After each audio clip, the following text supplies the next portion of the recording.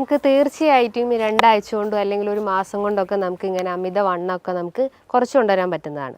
അപ്പോൾ അതിന് മുന്നേ ആയിട്ട് നമുക്ക് വെയിറ്റ് കൂടാൻ എന്തൊക്കെ കാരണങ്ങളെന്ന് നമുക്കിവിടെ ഡിസ്കസ് ചെയ്യാം. ലോവർ അബ്ഡോമൻ നല്ല ബൾജ് ചെയ്തിരിക്കുന്നു, അല്ലെങ്കിൽ ഒരു പോട്ട് ബെല്ലി സ്ട്രക്ചർ, അല്ലെങ്കിൽ ഒരു സഞ്ചി പോലെയൊക്കെ കാണപ്പെടുന്നുണ്ട്.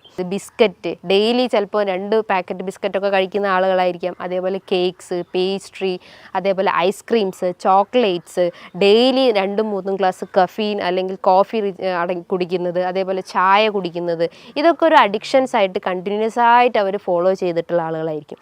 അപ്പോൾ അത്തരം ആളുകളിലും ഇത്തരം ടയേർഡ് ബെല്ലി ഫാറ്റ് കണ്ടുവന്നിട്ടുണ്ട്. നല്ല ഹെൽത്തി ഫാറ്റ് അല്ലെങ്കിൽ നല്ല ഹെൽത്തി പ്രോട്ടീൻസ് നമ്മൾ ഭക്ഷണത്തിൽ ഉൾപ്പെടുത്തി കഴിഞ്ഞ് കഴിഞ്ഞാൽ നമുക്ക് ഇത്തരം പ്രശ്നങ്ങളൊക്കെ നമുക്ക് ഒരു പരിധി വരെ നമുക്ക് കൺട്രോൾ ചെയ്യാൻ പറ്റുന്നതാണ്. ഹായ് മാം, പലപ്പോഴും നമ്മുടെ അടുത്ത് അല്ലെങ്കിൽ ഒരു കമൻ്റ് ആയിട്ടോ അല്ലെങ്കിൽ ഒക്കെ ചോദിക്കാനുള്ളതാണ്, നമുക്കൊരാഴ്ച കൊണ്ട് 4 കിലോ അല്ലെങ്കിൽ 5 കിലോ ഒക്കെ കുറയ്ക്കാൻ പറ്റുമോ എന്നുള്ളത്. പ്രത്യേകിച്ച് നമ്മളെ ഒരു വെഡ്ഡിംഗ് ഒക്കെ വരികയാണെങ്കിൽ, നമ്മളെ സ്വന്തം വെഡ്ഡിംഗ് ആണെങ്കിലും അല്ലെങ്കിലൊക്കെ പല ആളുകളും ചോദിക്കാറുണ്ട്, നമുക്ക് ഒരു ഇഷ്ടപ്പെട്ട ഡ്രസ്സൊക്കെ ധരിക്കണമെങ്കിൽ ഒന്ന് ഈ ചാടിയ വയറൊന്ന് ഉള്ളിലാവണം, അതിന് ഒരാഴ്ച കൊണ്ട് എന്തെങ്കിലും മെത്തേഡ്സ് ഉണ്ടോ, അല്ലെങ്കിൽ 2 ആഴ്ച കൊണ്ട് 10 ദിവസം കൊണ്ട് 10 ദിവസത്തിനുള്ളിൽ തന്നെ നമുക്ക് ഇത്രയും കാര്യങ്ങൾ ചെയ്യാൻ പറ്റുമോ എന്ന് പലരും ചോദിക്കാറുണ്ട്. അങ്ങനെ നമുക്ക് ഒരു പെട്ടെന്ന് തന്നെ ഒരാഴ്ച കൊണ്ടോ അല്ലെ 2 ആഴ്ച കൊണ്ടോ നമുക്ക് ഈസി ആയിട്ട് വെയിറ്റ് നമുക്കും അല്ലെ കുറയ്ക്കാനും അതുപോലെ തന്നെ നമ്മളെ ചാടിയ വയറൊന്ന് ഉള്ളിലാക്കാനും എന്തെങ്കിലും വഴികളുണ്ടോ? നമുക്ക് തീർച്ചയായിട്ടും ഈ 2 ആഴ്ച കൊണ്ടോ അല്ലെങ്കിൽ ഒരു മാസം കൊണ്ടൊക്കെ നമുക്ക് ഇങ്ങനെ അമിതവണ്ണമൊക്കെ നമുക്ക് കുറച്ച് കൊണ്ടുവരാൻ പറ്റുന്നതാണ്. അപ്പോൾ അതിന് മുന്നേ ആയിട്ട് നമുക്ക് വെയിറ്റ് കൂടാൻ എന്തൊക്കെ കാരണങ്ങളെന്ന് നമുക്കിവിടെ ഡിസ്കസ് ചെയ്യാം.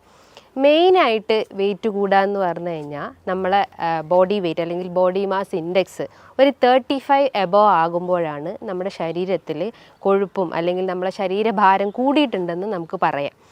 അപ്പോൾ ഈ വെയിറ്റ് കൂടുക എന്ന് പറയുമ്പം നമ്മുടെ ജോയിൻസിനൊക്കെ നോർമലി ഒരു ജോയിൻറ്റിന് ഒരു വെയിറ്റ് ബെയറിങ് കപ്പാസിറ്റി ഉണ്ട്. നമ്മളെ ശരീരത്തിൻ്റെ ഒരു 4 കിലോളം നമ്മളെ ജോയിൻസ് താങ്ങി നിർത്തുന്നുണ്ട്.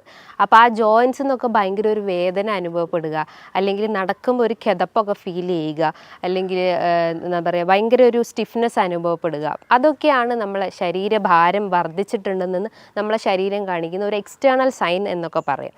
അതേപോലെ തന്നെ ചില ഡ്രസ്സൊക്കെ ഇടുമ്പോൾ നമ്മൾ ഇപ്പോൾ ഇട്ടുകൊണ്ടിരിക്കുന്ന ഡ്രസ്സ് കുറച്ച് കഴിഞ്ഞ് നമ്മൾ വെയിറ്റൊക്കെ കൂടി കഴിഞ്ഞ് നമുക്ക് ഇടാൻ ഭയങ്കര ബുദ്ധിമുട്ടായിരിക്കും, നമുക്ക് ഭയങ്കര ടൈറ്റായിരിക്കും, ചിലർക്ക് വയറായിട്ട് അനുഭവപ്പെടാം. അപ്പോൾ ഇത് വരാൻ ഒരുപാട് കാരണങ്ങളുണ്ട്.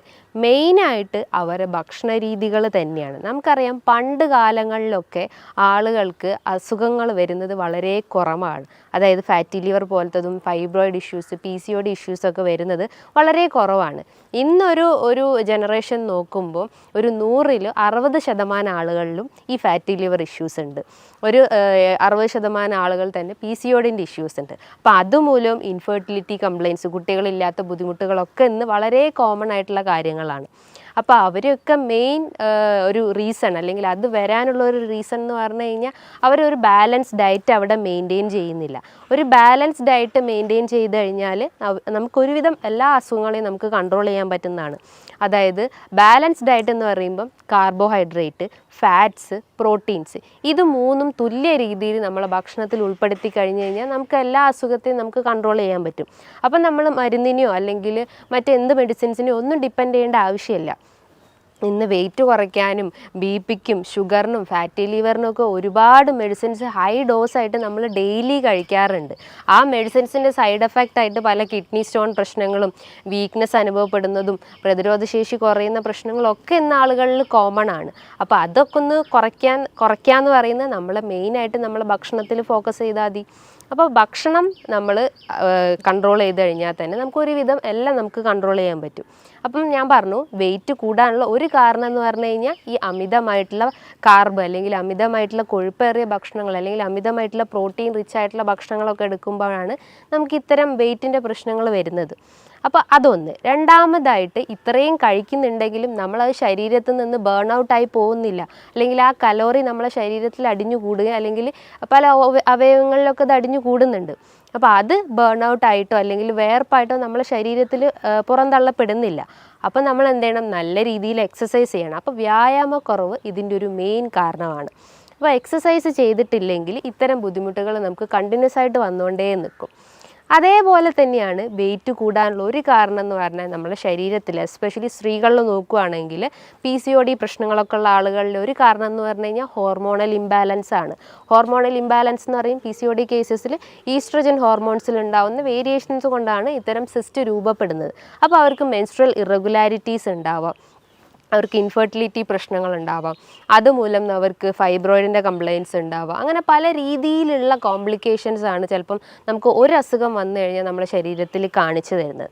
അപ്പം PCOD കൺട്രോൾ ചെയ്യാനും ഫാറ്റി ലിവർ കൺട്രോൾ ചെയ്യാനും അതേ ഫൈബ്രോയിഡ് കൺട്രോൾ ചെയ്യാനും എല്ലാത്തിനും നമ്മൾ ഡയറ്റും എക്സസൈസും മെയിനായിട്ട് ഫോക്കസ് ചെയ്യുക.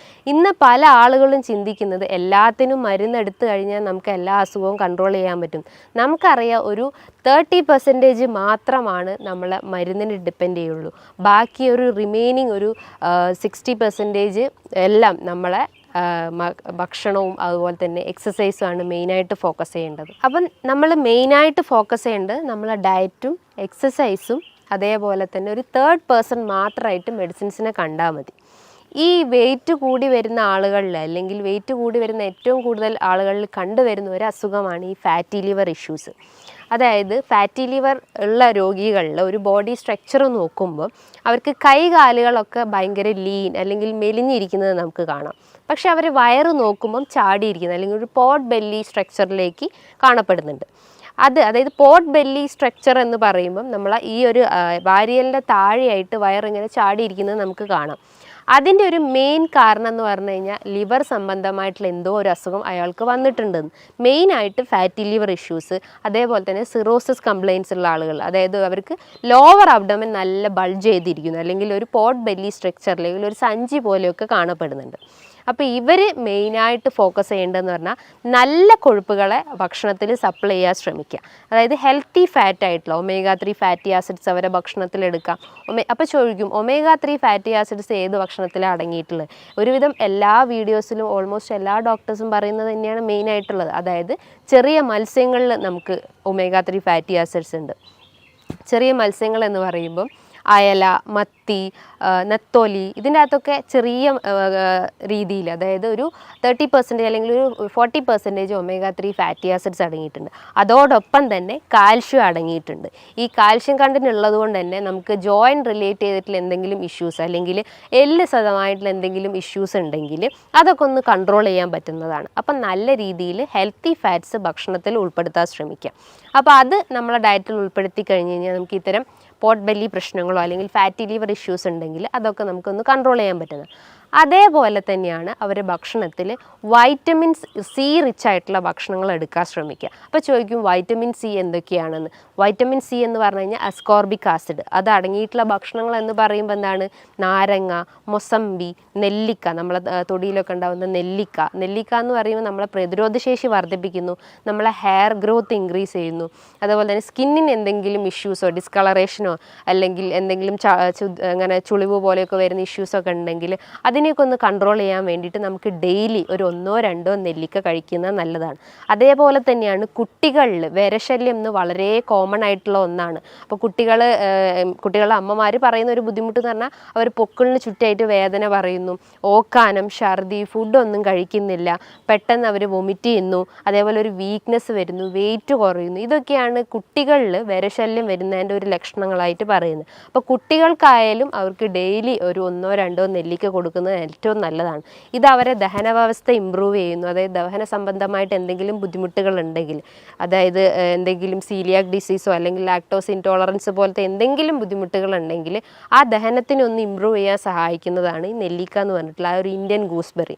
അതേപോലെ തന്നെയാണ് അവരുടെ ഭക്ഷണത്തിൽ ഫൈബർ റിച്ച് ആയിട്ടുള്ള ഭക്ഷണങ്ങൾ എടുക്കാൻ ശ്രമിക്കുക. ഫൈബർ എന്ന് പറയുന്നത് നല്ല രീതിയിൽ നാരുകൾ അടങ്ങിയിട്ടുള്ളത്, അതായത് പൊമോഗ്രാനൈറ്റ്, ഓറഞ്ച്, മൊസമ്പി, ഗ്രേപ്സ്, വെജിറ്റബിൾസിൽ നോക്കുമ്പം കുക്കുംബർ, ക്യാരറ്റ്, ഇതിൻ്റെ അകത്തൊക്കെ ഒരുപാട് ഫൈബർ അടങ്ങിയിട്ടുണ്ട്.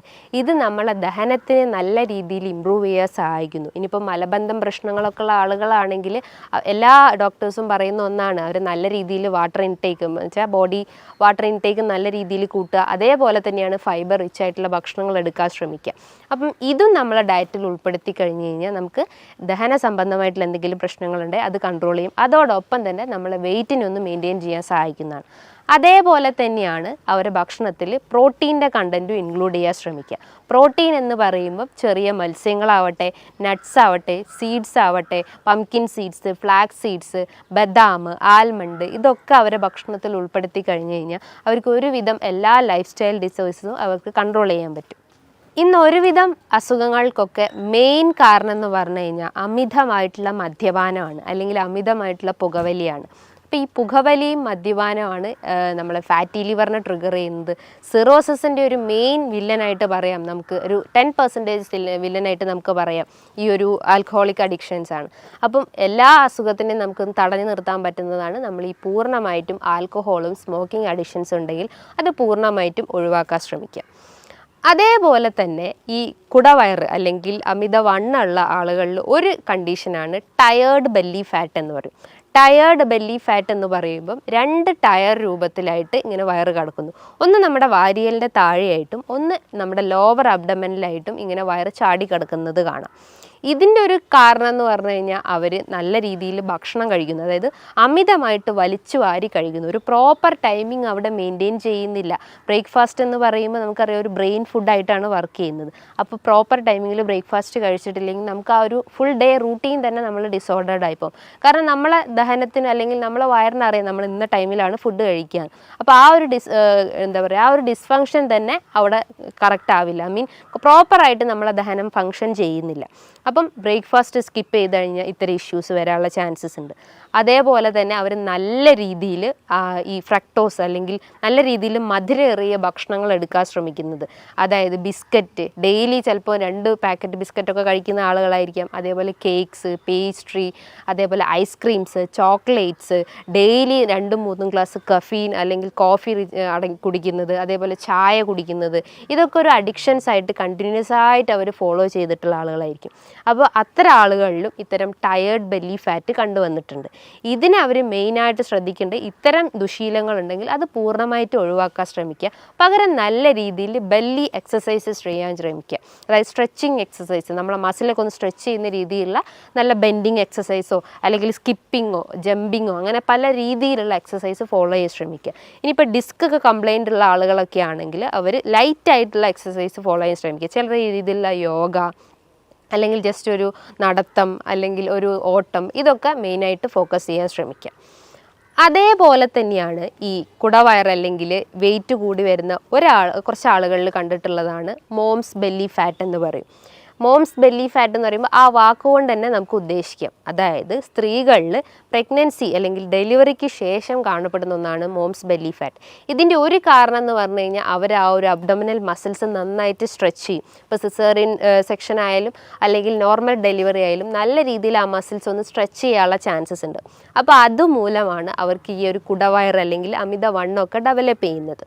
അപ്പോൾ അവരും മെയിനായിട്ട് ശ്രദ്ധിക്കേണ്ടത് അവരുടെ എക്സസൈസാണ് മെയിനായിട്ട്.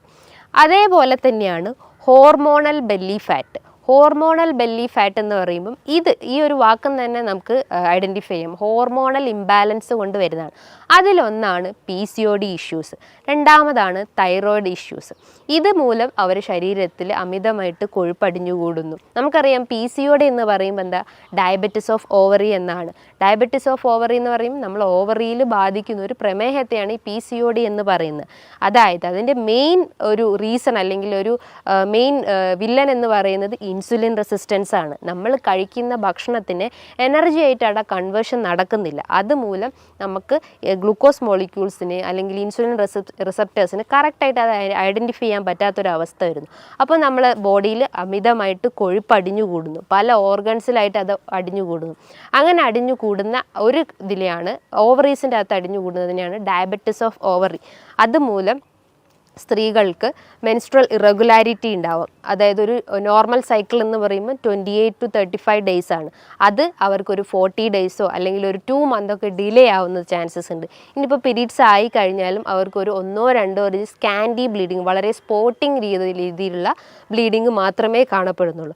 അതിശക്തമായിട്ടുള്ള വയറുവേദന അനുഭവപ്പെടാറുണ്ട്. അതേപോലെ തന്നെ ഭയങ്കരമായിട്ട് ക്ഷീണം അനുഭവപ്പെടുന്നു. അതിനേക്കാട്ടും വലുതൊന്നാണ് അവർക്ക് ശക്തമായിട്ട് വെയിറ്റ് കൂടുന്നത്. ഫുഡ് കഴിക്കാത്ത ആളുകൾ ആളുകളായാലും അതായത് നോർമലി ഫുഡ് കഴിക്കുന്ന ആളുകളായാലും അവർക്കും ഇത് വെയിറ്റ് കൂടുന്നത് ഒരു കാരണം എന്ന് പറഞ്ഞു കഴിഞ്ഞാൽ ഇൻസുലിൻ റെസിസ്റ്റൻസ് ആണ്. അതേപോലെ തന്നെയാണ് ഹോർമോണൽ ഇംബാലൻസിൽ വരുന്നതാണ് thyroid related issues. Thyroid related issues എന്ന് പറയുമ്പം തൈറോയിഡ് തന്നെ ഹൈപ്പോർ തൈറോയിഡ്സ് ഉണ്ട്, ഹൈപ്പർ തൈറോയിഡ്സ് ഉണ്ട്. ഹൈപ്പർ തൈറോയിഡിസം ഉള്ള കേസസിൽ അവർക്ക് വെയിറ്റ് കുറയുന്നതാണ് സംഭവിക്കുന്നത്. വെയിറ്റ് കുറയാന്ന് പറയുന്നതിന് ഒരു കാരണം എന്ന് പറഞ്ഞു കഴിഞ്ഞാൽ ബേസൽ മെറ്റബോളിക് റേറ്റ് അവിടെ ഹൈ ആണ്. കാരണം അവർ കഴിക്കുന്ന ഭക്ഷണങ്ങളെല്ലാം പെട്ടെന്ന് തന്നെ അവിടെ ഡൈജഷൻ നടക്കുന്നു, പെട്ടെന്ന് തന്നെ അത് എനർജി കൺവേർഷൻ നടക്കുന്നു. അപ്പം കൊഴുപ്പ് അടിഞ്ഞു കൂടേണ്ട ആ ഒരു ടൈമിംഗ് പീരീഡ് തന്നെ വളരെ ഷോർട്ടാണ്. അതുമൂലം അവർക്ക് വെയിറ്റ് കുറയുന്നതാണ് സംഭവിക്കുന്നത്. പക്ഷെ നേരെ തിരിച്ചാണ് ഹൈപ്പോ തൈറോയിഡിസം പേഷ്യൻസിൽ. അവർക്ക് ബേസൽ മെറ്റബോളിക് റേറ്റ് വളരെ ലോ ആണ്. അപ്പോൾ അവർക്ക് എന്ത് ചെയ്യും, തൈറോയിഡ് സ്റ്റിമുലേറ്റിംഗ് ഹോർമോൺസ് വളരെ ഹൈ ആയിരിക്കും. പകരം T3 T4 ഹോർമോൺസ് വളരെ ലോ ആവാനുള്ള ചാൻസസ്. കാരണം അവിടെ ഹോർമോൺസിൻ്റെ ആ ഒരു സെക്രീഷൻസ് വളരെ കുറവായിരിക്കും. പക്ഷേ അവിടെ സ്റ്റിമുലേറ്റ് ചെയ്യപ്പെടുന്ന അതായത് തൈറോയിഡ് സ്റ്റിമുലേറ്റിംഗ് ഹോർമോൺസിൻ്റെ ആ ഒരു ഹോർമോൺ വളരെ കൂടുതലായിരിക്കും. അപ്പോൾ അവർക്ക് ബേസൽ മെറ്റബോളിക് റേറ്റും വളരെ ലോ ആണ്. അവർ കഴിക്കുന്ന ഭക്ഷണങ്ങളെല്ലാം പല ഓർഗൻസിലായിട്ട് അടിഞ്ഞുകൂടുന്നു, അതായത് കൊഴുപ്പായിട്ട് അടിഞ്ഞുകൂടുന്നു. അതിലൊന്നാണ് നമുക്ക് വെയിറ്റ് കൂടുന്നതിൻ്റെ ഒരു ലക്ഷണമായിട്ട് നമുക്ക് പറയാം.